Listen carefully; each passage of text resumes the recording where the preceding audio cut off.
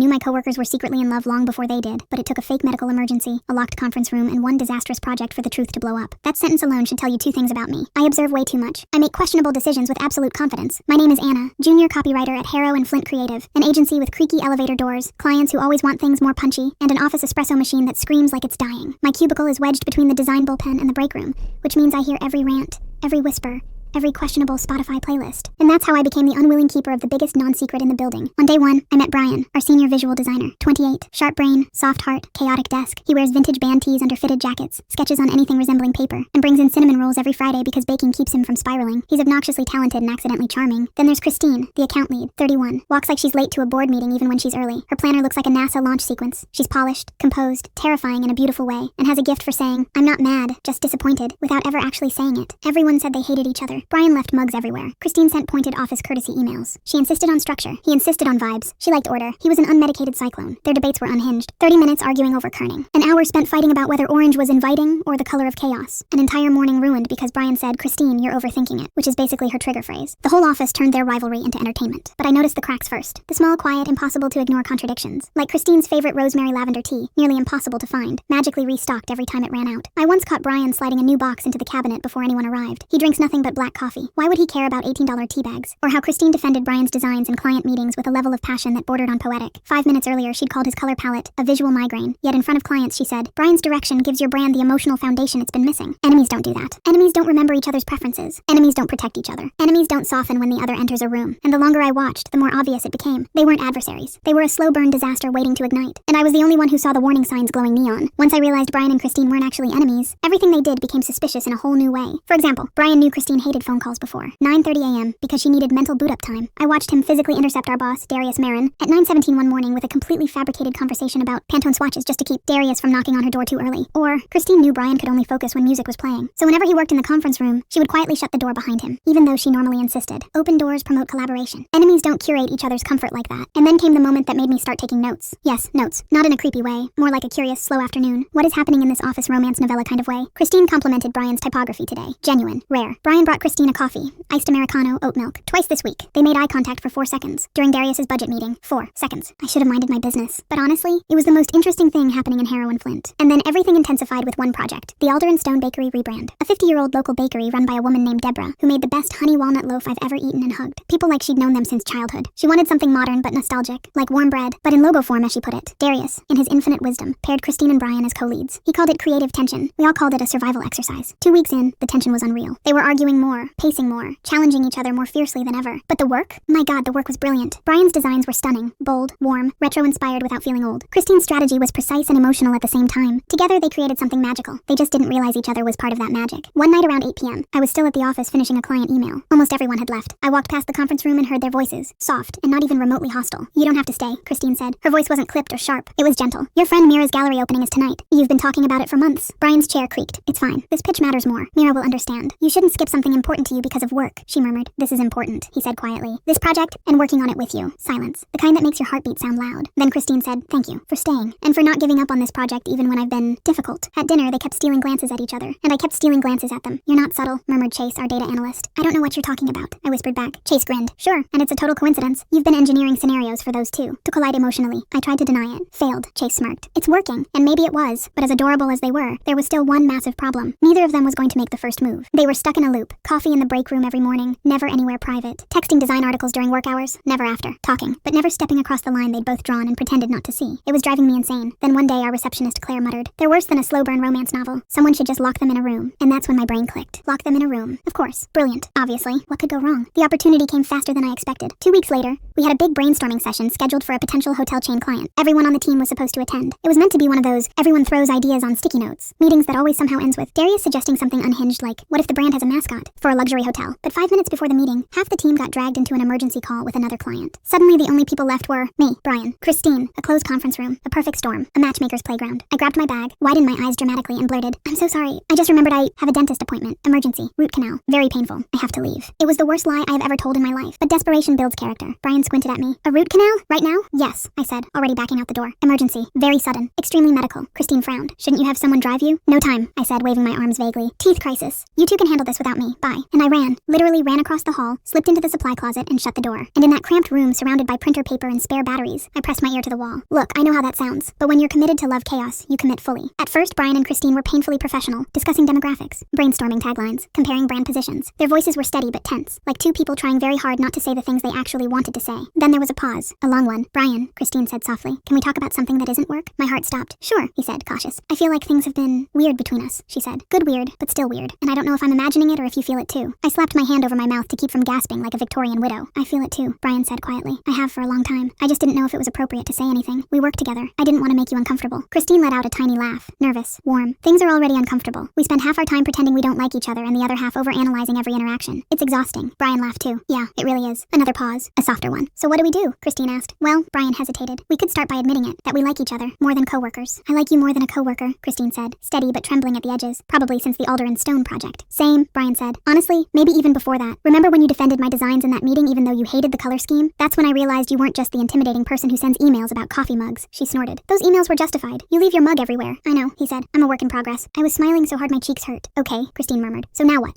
Now, Brian inhaled. I'd really like to take you to dinner. A real one. Not a team dinner where Anna is clearly trying to set us up. Christine laughed. You noticed? Everyone noticed. She softened. Dinner sounds perfect. My heart full-on melted. I stayed a few minutes longer, just listening to the way their voices had changed. Lighter, warmer, finally free. Then I quietly slipped out of the supply closet like the world's weirdest Cupid and went home feeling victorious. That moment in the supply closet was 3 months ago. Since then, Brian and Christine have been, honestly, adorable. Disgustingly adorable. The kind of couple that would make you roll your eyes if you didn't secretly love them both. They still bicker about work stuff, fonts, color palettes, campaign timelines, but now it's punctuated with inside jokes and subtle touches. Brian brings Christine her rosemary lavender tea every morning. Christine pretends to hate his chaotic desk, but now keeps a little bowl of mints next to his workspace because she says his brain runs better when his breath is fresh. They have Friday date nights. They send me pictures from restaurants. They thank me constantly even though they technically did all the hard work. The entire office knows. Darius pretends to be frustrated. Workplace relationships complicate scheduling, but he's clearly thrilled someone in the agency has a personal life that isn't just Google Calendar alarms. Claire claims it was her idea because she suggested locking them in a room. Chase claims it was his idea because he called the spark early. Everyone suddenly wants to take credit. And somehow I became the unofficial office relationship consultant. People started asking me to look at dating profiles. Colleagues asked me for advice on awkward second dates. One person asked me, dead serious, how do I know if the guy from accounting is flirting, or if he's just really passionate about spreadsheets? For the record, it was both. Chase joked, you should charge for your services. I'm not a professional matchmaker, I insisted. He raised an eyebrow. You staged a fake medical emergency, manipulated the team schedule, and coordinated an emotional ambush. That's professional level matchmaking if I've ever seen it. He wasn't wrong. But here's the thing, nobody tells you about being the person who sees connections everywhere. Sometimes you're so focused on other people's stories that you completely miss your own. Because around the time Brian and Christine started dating, I started noticing something odd too. I always took my lunch break at the same time as Chase. I didn't plan it. It just happened. We'd sit together in the break room or outside on the bench near the loading dock. We'd talk about everything except work, books, weird childhood memories, whether ghosts are real, that kind of thing. He made me laugh in that surprising way where you realize the sound came from somewhere deeper than usual. He remembered I liked oat milk in my coffee. He'd send me memes late at night with the message, this is your sense of humor in picture form. At first I told myself it was just friendship, but then I caught myself looking for him in the mornings, feeling this little spark of something when he smiled at me, wondering why he always sat next to me during meetings, even though there were plenty of open seats. And then one afternoon it happened. We were alone in the break room. He was making tea. I was refilling my water bottle. It was quiet in that warm, comfortable way. Hey, Chase said softly, still stirring his mug. Random question. I turned. What's up? Would you want to get dinner sometime? Not a work thing. Just us. My brain stopped working for 2 full seconds. Like, a date? I asked. He finally looked at me. Direct, steady, hopeful. Yeah, like a date. Only if you want, though. No pressure. And suddenly I thought about Brian and Christine. About fear. About timing. About how easily people convince themselves they're imagining something real. I would really like that, I said. Chase's smile was small but unbelievably sincere. Good, he murmured. Because I've been trying to work up the courage to ask for about 6 weeks. 6 weeks? I repeated, half laughing, half shocked. Chase shrugged, lifting his tea. Yeah, but you were busy orchestrating everyone else's love life. I figured maybe you didn't have time to think about your own. I groaned into my hands. That is embarrassingly accurate. So, Friday? He asked gently. Friday, I said, smiling so hard my cheeks hurt. We stood there staring at each other like 2 teenagers until Claire walked in, took one look at us, and said, finally, I was this close to locking you 2 in the supply closet. I nearly choked. Chase turned bright red. Claire just walked past us to the fridge like she hadn't just detonated a truth bomb. That Friday, Chase took me to this tiny Italian place in his neighborhood. The kind with dim lighting, homemade pasta, and waiters who talk to you like they've known you since preschool. We talked for 3 hours straight. Not work, not office gossip, real stuff. Our families, our ambitions, our fears, the moments that shaped us. The dreams we hadn't said out loud before. Halfway through dessert, he leaned forward, elbows on the table. Can I tell you something? He asked quietly. Always. I've liked you since your 2nd week here. I blinked. Wait, seriously? He nodded. You were in the break room making instant ramen and muttering to yourself about how the client said, make the brand pop, but refused to clarify what that meant. And I thought, I want to know this person. My stomach fluttered. I didn't even know people noticed me like that. Why didn't you say anything? I asked. Chase smiled at his hands like he was embarrassed. Same reason Brian and Christine didn't. I was scared and uncertain certain, and I didn't want to ruin something good. But then I watched you help them, watched you solve a problem by believing in something that wasn't obvious yet. And I thought, he hesitated, looking up, if she can be that brave for other people, maybe I can be that brave for myself. Something inside me softened, completely. I reached across the table and took his hand. I'm really glad you were, I said. He squeezed my fingers lightly. And just like that, something shifted. A new chapter opened.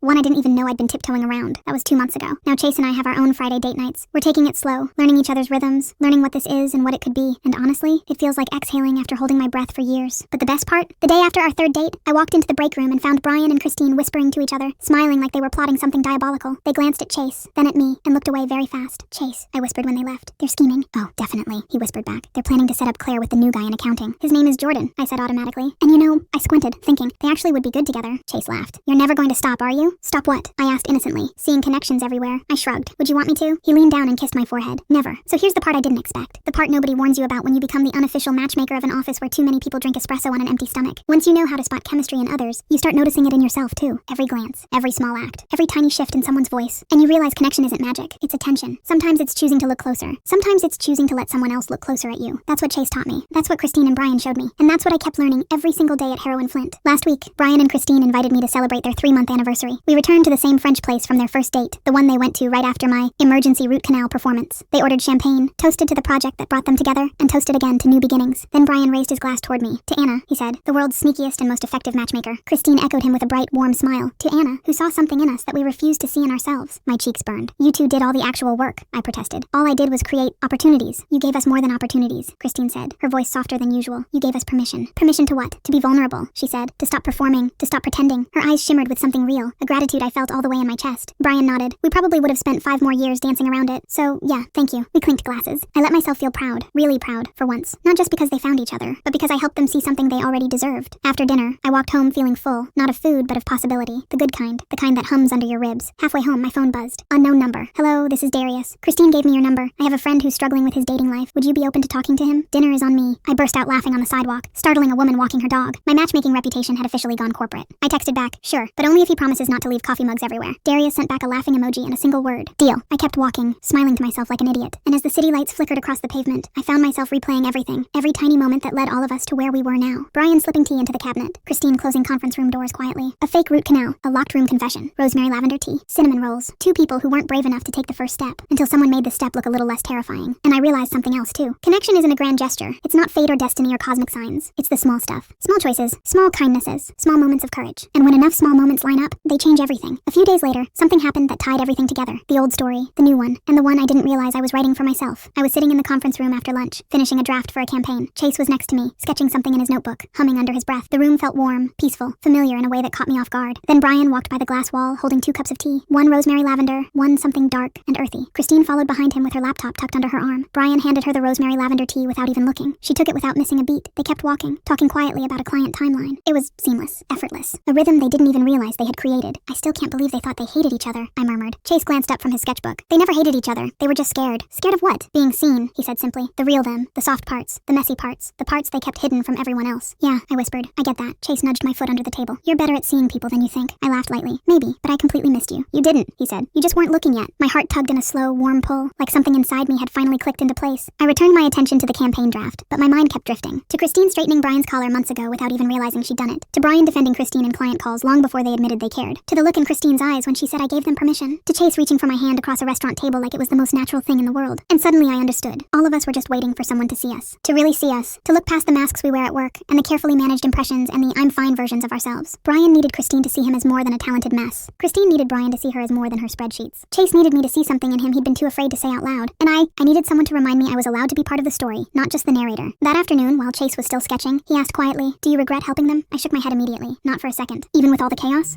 Especially because of the chaos. He snorted. You're unbelievable. I'm effective, I corrected. Yeah, he said softly. You really are. We worked for a few minutes in quiet comfort before Chase added, you know they're planning something for us, right? I groaned. No, absolutely not. We're not doing the reverse matchmaker arc. He smirked. Too late. I heard Brian tell Christine he was sensing an opportunity. Oh my god, I muttered. They're unhinged. Only because they learned from the best. I threw a pen cap at him. He dodged. We laughed. The kind of laugh that settles into your bones. The kind that whispers, this is something real. Chase joined me a few minutes later, coffee in hand, hair still damp from a rushed shower. He bumped my shoulder lightly. You okay? Yeah, I said, watching Brian and Christine laugh over something small. Just thinking. Dangerous, he teased. Only for other people, I teased back. We walked into the conference room a moment later, Brian sliding the cookie plate toward us, Christine adjusting her laptop, Chase pulling up a chair beside me like he always had. It hit me then, quietly fully, that this was my life now. A life not just observing connections, but having one. A real one. Something steady and unfolding and entirely mine. We started the morning meeting, scribbling ideas on notepads, trading opinions, building a campaign the way only a team that genuinely cares about each other can. Christine listened with a softness she never used to show. Brian kept glancing at her with that look, the one that used to confuse him and now defined him. Chase caught my eye across the table and smiled, small and knowing, and I realized something I wish I'd known years ago. You can't matchmake everyone into happiness if you're unwilling to claim your own. You can't push people toward their brave moments while refusing yours. You can't build connections and keep yourself on the sidelines. At some point you have to step into the story too. Later that afternoon, while we were all packing up, Christine pulled me aside. You know, she said gently, you didn't just help us. You reminded us we deserved good things. I felt my throat tighten. You always did. You just didn't see it yet. She squeezed my hand. Make sure you remember that for yourself too. I nodded slowly, because she was right. And because sometimes the people you push toward love end up pushing you right back toward your own. That night, Chase and I walked out together, the air warm and buzzing with street noise. He reached for my hand without hesitation, and for the first time in a long time, I didn't overthink it. I didn't analyze it the way I did with everything else. I just held on. Do you ever miss being on the sidelines? He asked as we crossed the street. No, I said honestly, not anymore. We kept walking, our steps falling into rhythm. And somewhere behind us in the office we'd just left, I knew Brian and Christine were probably still talking, still laughing, still building something strong and real in the place where they once built walls. And I realized I wasn't the accidental matchmaker anymore. I was just someone who finally learned how connection works. Not with grand gestures, not with destiny, not with cosmic signs, but with small moments. A cup of rosemary lavender tea, a door closed softly, a fake root canal, a plate of cinnamon rolls, a nervous smile, a quiet confession. Tiny choices that add up to something bigger than they ever look in the moment. Because at the end of the day, we're all just people trying to find the ones who see us, really see us, and choose us anyway. And sometimes all it takes is one person brave enough to notice what everyone else is missing. One person who sees the spark. One person who nudges the story forward. I used to think that made me a matchmaker. Now I think it just makes me human. Human enough to notice. Human enough to care. Human enough to love, finally. And that somehow is everything. Sometimes the right people walk into your life quietly, and all you have to do is be brave enough to notice.